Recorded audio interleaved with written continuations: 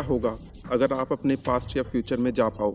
ज़रूर अब तक आपके दिमाग में बहुत सी चीज़ें भी आ गई होंगी जो तुम लोग अपने पास्ट में जाकर चेंज करना चाहोगे, लेकिन सवाल ये उठता है कि क्या तुम अपने पास्ट को चेंज कर पाओगे, और अगर तुमने चेंज किया तो उसका असर आपके प्रेजेंट पर क्या पड़ेगा, यानी कि क्या टाइम पैराडॉक्स क्रिएट हो जाएगा।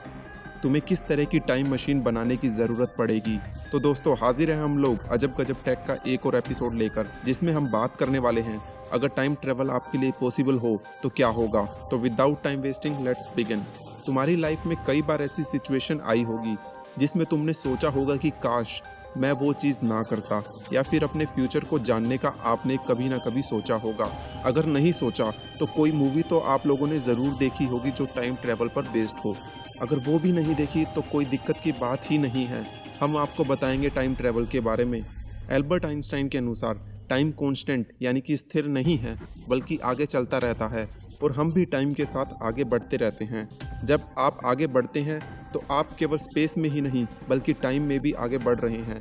एल्बर्ट आइंस्टाइन के अनुसार टाइम हमारी फोर्थ डायमेंशन है, सो चारों डायमेंशंस मिलकर स्पेस टाइम बनाती हैं। टाइम ट्रैवल करने के लिए आपको एक स्पेसशिप की ज़रूरत होगी जो स्पीड ऑफ लाइट जितना तेज चल सकती है, यानी कि 3 × 10⁸ मीटर पर सेकंड जितना तेज। आइंस्टाइन की रिलेटिविटी की थ्योरी कहती है कि जितना तेज हम स्पेस में चलते हैं उतना ही धीमे हम टाइम में चलते हैं। मान लेते हैं हम लोग 99.9% स्पीड ऑफ लाइट से किसी स्पेसशिप में आगे बढ़ रहे थे, किसी रहने योग्य प्लेनेट से कहीं 40 लाइट ईयर्स दूर, और अब हम अपनी इस खोज को अपने दोस्तों के साथ शेयर करना चाहते हैं। जब आप अर्थ पर वापस आओगे तो आपके सभी के सभी दोस्त बूढ़े हो चुके होंगे।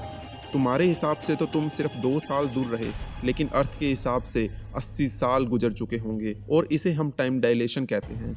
लेकिन अभी तक की टेक्नोलॉजी के अनुसार हम लोग स्पीड ऑफ लाइट से नहीं जा सकते। अभी तक का सबसे तेज चलने वाली टेक्नोलॉजी अपोलो 10, जिसकी स्पीड लगभग 11,000 मीटर पर सेकंड है, और हमें चाहिए 3 × 10⁸ मीटर पर सेकंड टाइम ट्रेवल के लिए, जो कि इस वेलोसिटी से बहुत ही कम है। और अगर हमने कोई ऐसी टेक्नोलॉजी बना भी ली तो इतनी ज़्यादा मात्रा में सेंट्रीफ्यूगल फोर्स जनरेट होगा कि आपकी बॉडी ख़त्म ही हो जाएगी। इसका मतलब यह हुआ कि हमारी बॉडी स्पीड ऑफ लाइट को नहीं झेल सकती। इसके अलावा भी एक चीज़ और है जिससे टाइम ट्रेवल पॉसिबल है, वर्म होल्स। आइंस्टाइन के अनुसार वर्म होल्स 2 अलग टाइम और 2 अलग जगहों को जोड़ने वाली टनल है, एक ऐसा शॉर्टकट जो आपको टाइम ट्रेवल करा सकती है। वर्म होल एक रियल लाइफ टाइम मशीन की तरह लगती है, लेकिन आज तक इसे किसी ने ऑब्जर्व नहीं किया है। स्टीफन हॉकिंग भी मानते थे कि वर्म होल्स होते हैं, लेकिन वर्म होल्स के साथ भी एक दिक्कत है, इनका साइज इतना छोटा होता है कि कोई भी इसमें नहीं जा सकता। इनका साइज बिलियन, ट्रिलियन और ट्रिलियन ऑफ सेंटीमीटर जितना छोटा होता है।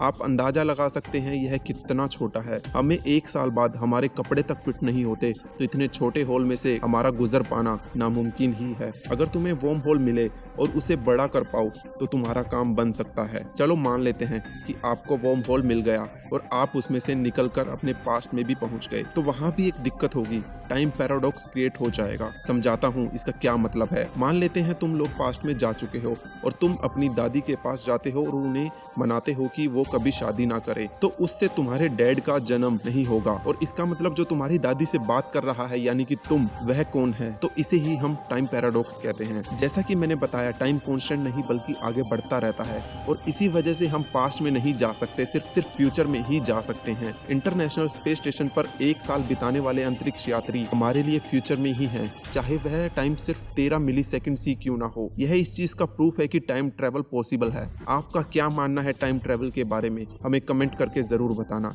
अगर ये वीडियो आपको पसंद आए तो इसे लाइक और हमारे